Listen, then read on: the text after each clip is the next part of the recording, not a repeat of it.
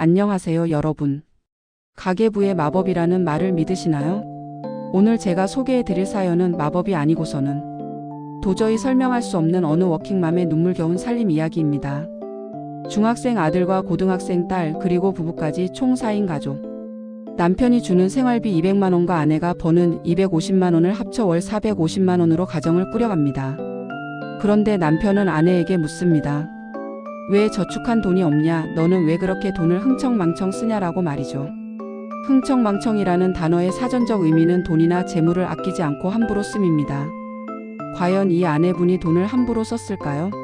오늘 저희는 감정이 아닌 숫자로 말하겠습니다. 고정 지출을 뺀 나머지 134만 원으로 4인 가족의 식비, 옷값, 병원비, 각종 세금의 양가 부모님 용돈, 그리고 가족 여행까지 다녀온 이 아내의 가계부. 남편분 그리고 시청자 여러분. 지금부터 이 가계부의 실체를 낱낱이 공개합니다. 과연 이 상황에서 저축을 못한 것이 아내의 잘못인지 아니면 애초에 저축이 불가능한 구조였는지 함께 판단해 주시기 바랍니다. 자, 숫자를 하나씩 뜯어보겠습니다. 4인 가족의 가계 수익 450만 원 중 고정 지출이 304만 원입니다. 여기에는 자동차 할부, 아파트 대출, 보험료, 관리비, 그리고 가장 중요한 아이들 교육비가 포함되어 있습니다. 주목해야 할 점은 아이들 학원비가 100만 원이라는 것입니다. 중고등학생 자녀 둘을 키우는 집에서 100만 원은 정말 최소한의 필수 교육비입니다. 아이들 앞날을 위해 아껴서 지출한 금액이죠.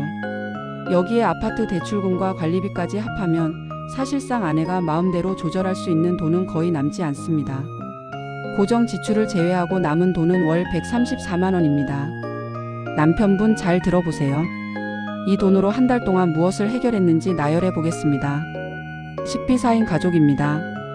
하루 3끼 한 달이면 360끼니입니다. 외식 없이 집밥만 먹어도 요즘 물가에 100만 원은 우습게 나갑니다. 세금 및 공과금, 자동차세, 재산세는 매년 꼬박꼬박 돌아옵니다. 월로 환산하면 수십만 원의 고정 비용입니다. 양가 용돈 1년에 4번 회당 40만 원씩 160만 원입니다. 월로 나누면 매달 13만 원씩 적립해야 하는 돈입니다.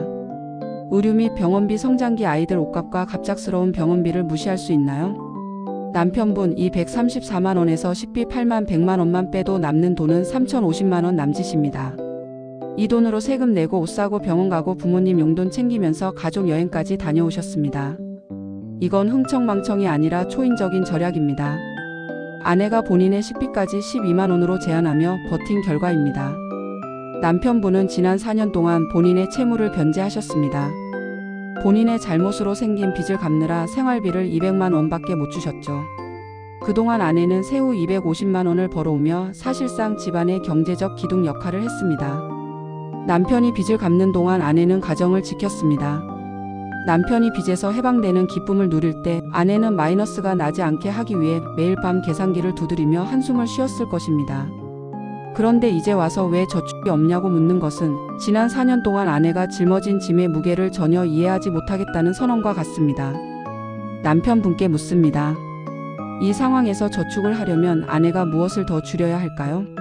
아이들 학원을 끊을까요? 부모님 명절 용돈을 드리지 말까요? 아니면 4인 가족이 하루에 2끼만 먹어야 할까요? 아내가 빚을 지지 않고 이 가계부를 유지해 온 것만으로도 남편분은 아내에게 절을 하셔야 합니다. 만약 아내가 정말 흥청망청 썼다면 지금 이 집에는 저축이 없는 게 아니라 새로운 빚이 산더미처럼 쌓여 있었을 것입니다.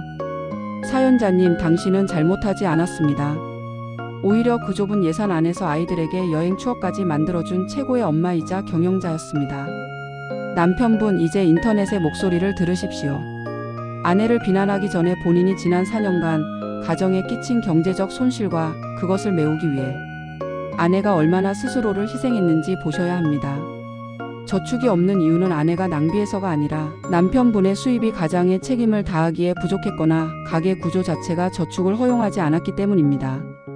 이제 왜 저축 안 했어? 라고 따질 게 아니라 그동안 고생 많았어. 이제 내가 빚 다 갚았으니 같이 모아보자라고 말해야 할 때입니다. 비난은 갈등을 만들지만 감사는 희망을 만듭니다. 시청자 여러분, 월 134만 원으로 4인 가족 살림을 꾸리는 이 가계부 여러분이 보시기엔 어떠신가요? 사연자님께 힘이 되는 응원을 댓글로 남겨주세요. 사연자님, 기운 내세요. 당신은 정말 대단한 분입니다. 감사합니다.